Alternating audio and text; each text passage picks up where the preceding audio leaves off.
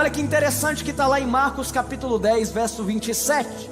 A Bíblia diz o seguinte: Jesus olhou para eles e respondeu: para o homem é impossível, mas não para Deus.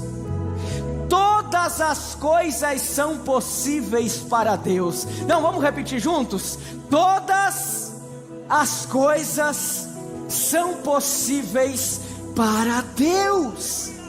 Para o homem pode não dar, mas para Deus não existe impossibilidade. Eu vou repetir: para o homem pode não haver probabilidade de transformação, mas para Deus ainda existe a oportunidade para o milagre. Para o homem pode parecer difícil, mas para Deus nada é impossível. Gente, eu creio numa noite de milagres. E eu creio num Deus que fez milagres ao longo das Escrituras. Perceba que a Bíblia, ela serve para quê? A Bíblia, ela serve para nós entendermos um pouco como Deus pensa. A Bíblia, ela serve para nós entendermos um pouco o que agrada a Deus. Imagina você, homem, se a sua esposa viesse com um manual. Seria mais fácil ou não seria? TPM, como agir? Imagina você, mulher, se o seu homem, que os homens, vamos lá, tem uns caras complexos aí. Amém, irmã? Não dá amém, senão você vai ter problema depois. Imagina se viesse com um manual: não falar nada quando ele está quieto. A vida seria mais fácil. Tem irmã dando glória a Deus, tem gente que já está falando assim: o culto já valeu. Agora imagina você ter acesso à Bíblia, a palavra de Deus, e esta palavra é um manual para nós, ao mesmo tempo que reconhecemos que Deus é um Deus grande, poderoso, complexo, porque não opera na nossa racionalidade, no nosso parâmetro, mas nós temos um manual de entendermos um pouco como esse Deus opera. Nós temos um manual para entendermos como Deus é. E Deus é um Deus imutável, ou seja, aquilo que Ele poderia fazer, aquilo que Ele fez nos tempos passados, é a mesma coisa que Ele pode fazer hoje. Não, eu vou repetir: aquilo que Deus fez no tempo passado, Ele pode fazer na sua história hoje. Ele pode fazer na sua casa hoje. Ele pode fazer na sua família hoje. Ele pode fazer nos seus negócios hoje. Sabe por quê? Porque Deus não muda. Deus não muda. Agora eu e você mudamos. Eu e você mudamos. Se você pegar foto minha de 10 anos atrás, eu tinha mais cabelo que eu tenho hoje. Se der risada, nós mudamos. À medida que vamos amadurecendo, vamos tomando decisões diferentes, sendo um pouco mais prudente, repensando algumas situações. Você concorda comigo, igreja? Eu e você, nós mudamos. Agora Deus não muda. E o que eu quero falar com você nesta noite, através dessa palavra, é dar um embasamento para aquilo que nós iremos viver essa noite. Um tempo de resposta, um tempo de milagres, um tempo do sobrenatural da parte do Senhor, para que nós possamos entender que Deus, Ele não muda. E se Deus não muda, por que às vezes a gente não vive milagre? É porque o errado na história não é Deus, somos nós. O problema na história não é Deus, porque Deus não muda. O problema na história é o posicionamento de homens e mulheres ao longo da caminhada, para viverem aquilo que Deus tem para a sua vida. Por isso essa noite eu quero falar com você acerca de alguns pontos importantes para que você provoque um milagre na sua vida. Quem quer viver milagre da parte do Senhor? Para que você viva milagre da parte do Senhor, ei igreja, preste atenção, ande com quem tem fé. Ande com quem tem fé. A Bíblia conta a história em Marcos capítulo 2, no verso 1, onde 4 amigos, Felipe, vendo que um amigo, o quinto amigo era um paralítico. Imagine que aqueles amigos estão planejando viagens, aqueles amigos estão planejando o final de semana, aqueles amigos estão planejando a vida, são amigos. estão planejando algumas coisas, só que sempre no planejamento esbarram em ter um quinto elemento, que não tem como se locomover em qualquer lugar. Aquele homem que está ali paralítico, tem 4 amigos que amam ele de tal forma, que ao ficarem sabendo que Jesus estava pregando em Cafarnaum, eles colocam aquele homem em uma maca, então levam até a sinagoga que Jesus estava pregando. Agora, quando aqueles homens chegam no lugar onde Jesus estava pregando, e é esse o texto de Marcos capítulo 2, do verso 1 até o verso 5, é esta a história. Quando aqueles homens chegam até Cafarnaum, até a sinagoga que Jesus estava pregando, eles não conseguem entrar. Pensa comigo, você escutou que milagres estão acontecendo, e aí você chega naquele lugar, está impossibilitado de entrar. Tem muita gente que, a porta estando fechada, voltou para casa. Tem muita gente que quando começou a chegar, já escutou um amigo voltando e falou assim: olha, nem adianta ir até lá, porque ninguém mais entra, está lotado. Eu não acredito que aqueles homens não tenham escutado algo nesse sentido também. Acontece que eles precisavam de um milagre. E quem precisa de um milagre não se acomoda. Quem precisa de um milagre não fica parado, estagnado. Quem precisa de um milagre não fica balizando as suas atitudes por aquilo que pessoas falam. Quem precisa de um milagre vai ao encontro de Jesus. E aqueles homens então, eles chegam lá, está tudo lotado. O que nós vamos fazer? Vamos colocar pelo teto. Todo mundo, gente, vamos lá, cá para nós. Aqui, ó. Só para nós aqui. Quem que pensa em sã consciência fazer isso? Quem que pensa? Quem que pensa, fala assim: não, nós vamos jogar esse nosso amigo lá para cima, vamos abrir o teto, colocar ele lá diante de Jesus. Quero ver se o milagre não vai acontecer. Quero ver se não vai ter a resposta. Dito e feito, aqueles homens sobem, colocam um amigo lá em cima, sobem no teto, abrem o teto, descem o amigo lá embaixo. Sabe o que é interessante? É que a Bíblia fala que Jesus, ao ver toda essa situação, diz o seguinte: olha, pela fé de vocês, ele será curado. Olha o que acontece na vida daquele camarada. Pela fé dos amigos, ele foi curado.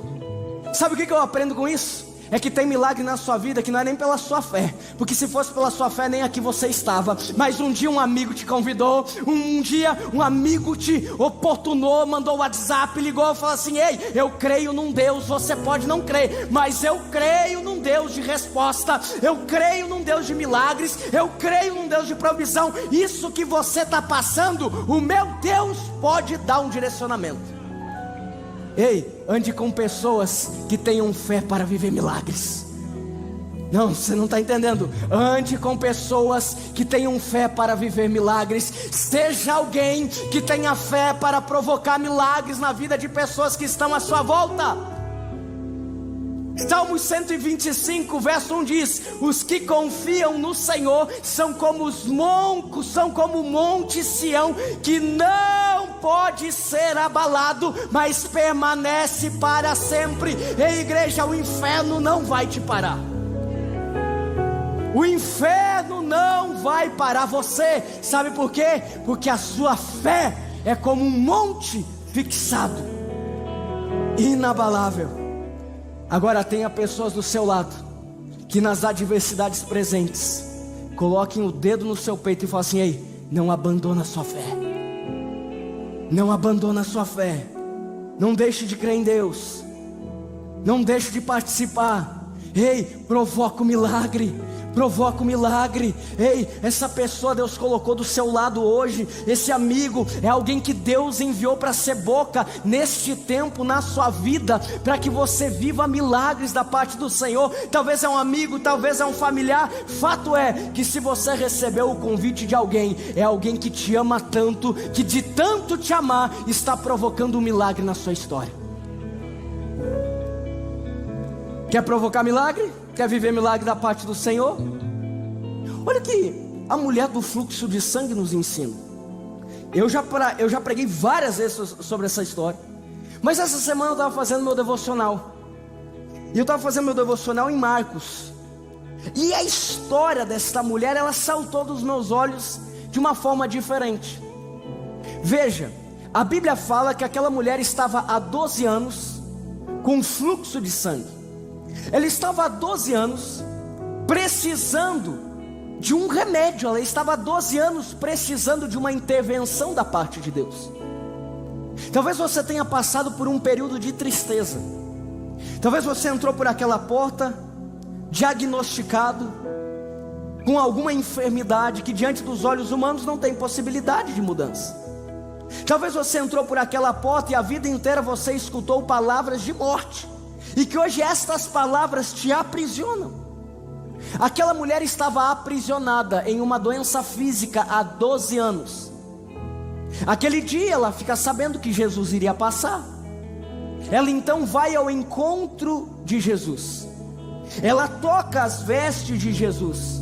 Mas o que me chamou a atenção é que ela usa de uma expressão: se eu somente tocar as vestes, eu serei curada. A pergunta que eu tenho para você essa noite é: qual é a sua atitude simples? Qual é o teu tão somente?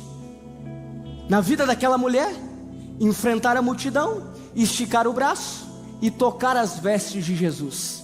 Se eu tão somente tocar Jesus, eu serei curado. Existe uma atitude simples que eu e você podemos tomar essa noite para provocar algo sobrenatural da parte do Senhor. Você quer viver milagres da parte do Senhor? Que o Senhor revele ao seu coração uma atitude simples, uma atitude para que você faça, para que você provoque o sobrenatural da parte do Senhor. Ei, não confunda impossível com dificuldade. Há uma distinção disso. Impossível é com Deus. Repete comigo: impossível é com Deus. Agora, o difícil a gente consegue fazer. Parece ser difícil você sair das dívidas, e você está tratando como impossível. Agora, a atitude possível é você entrar em contato com quem você está devendo, porque o impossível, que é quebrantar o coração do outro lado, Deus pode fazer. Parece ser impossível o seu casamento ser reestabelecido. Agora é possível você mandar uma mensagem para sua esposa ou para o seu esposo e marcar uma conversa, uma atitude possível. O impossível é Deus que pode quebrantar esse coração e reestabelecer essa aliança que foi ligada por Ele. Parece impossível que os teus filhos estejam na igreja, mas uma atitude possível de você olhar para eles e falar assim: ei, você é um homem, você é uma mulher de Deus, eu estou orando por você. Pode quebrantar um coração, porque não é você, é Deus fazendo o impossível de uma forma que você não vê, e na próxima semana essa pessoa está do seu lado aqui na igreja. Qual é a atitude tão somente que eu e você podemos fazer para provocar algo que é só Deus que pode nos entregar? Qual é a atitude? Qual é a área? Qual é a área que você precisa de uma resposta? Qual é a área que você precisa de uma intervenção da parte do Senhor? A minha oração nesse momento é que o Espírito Santo te revele uma atitude, uma estratégia, para que você tome uma decisão, para que você esta noite ainda provoque algo sobrenatural da parte do Senhor na sua vida. Quantos aqui querem viver milagres? Tem amigos com fé para o sobrenatural? E o terceiro ponto, e longe de ser o menos importante, é: reconheça Jesus. Olha que interessante, Lucas capítulo 7, verso 3. Este ouviu falar de Jesus. Quem aqui já escutou falar de Jesus? Nossa, pastor, que pergunta. É só para você dar uma acordada aí. Este ouviu falar de Jesus. Quem que ouviu falar de Jesus? O centurião. O centurião havia escutado falar de Jesus. Ele, escutando falar de Jesus, enviou alguns líderes religiosos judeus. Imagina, o cara é centurião romano. Ele pensa: cara, se eu me apresentar lá, eu não vou ter abertura com Jesus, então eu vou fazer o quê? Jesus é judeu, vou chamar uns líderes judeus, pelo menos Jesus vai escutar esses caras. Mal sabia ele. Pois bem, pedindo-lhe que fosse curar o seu servo. Aquele homem, um chefe, alguém que tinha um cargo de alto escalão na época, tem um servo que está doente. Ele fica sabendo que Jesus estava passando próximo da onde eles estavam. Então aquele homem, ele chama serviçais para irem até Jesus. Por quê? Porque aquele homem acreditava que Jesus poderia dar resposta para aquele servo enfermo. Sabe, igreja, que quando eu e você escutamos sobre Jesus, nós temos duas possibilidades. A primeira delas é a incredulidade, e a segunda delas é termos fé. Jesus está aqui essa noite. Jesus está aqui essa noite. Não, Jesus está aqui essa noite. E essa noite você tem duas possibilidades: reconhecer que Ele pode transformar a sua vida, ou duvidar que Ele pode transformar a sua vida. São dois caminhos que eu e você podemos tomar. Mas olha que poderoso que acontece na sua vida quando você reconhece Jesus. Coloca João, capítulo 18, verso 12, diz o seguinte: e falando novamente ao povo, Jesus disse: eu sou a luz do mundo. Quem me segue nunca andará em trevas, mas terá luz da vida. Olha que interessante outro texto. Jesus lhe disse: eu sou a ressurreição e a vida. Aquele que crê em mim, ainda que morra, viverá. Quem crê em Jesus, a morte não vai te parar, porque você tem um Deus que ao terceiro dia ressuscitou. Olha que poderoso esse texto. O próximo, olha. Então Jesus disse, Jesus está falando: eu sou o pão da vida. Aquele que vem a mim nunca, algumas versões vão dizer, nunca mais terão fome. Aquele que crê em mim nunca terá sede. Reconheça Jesus e viva milagres na sua história.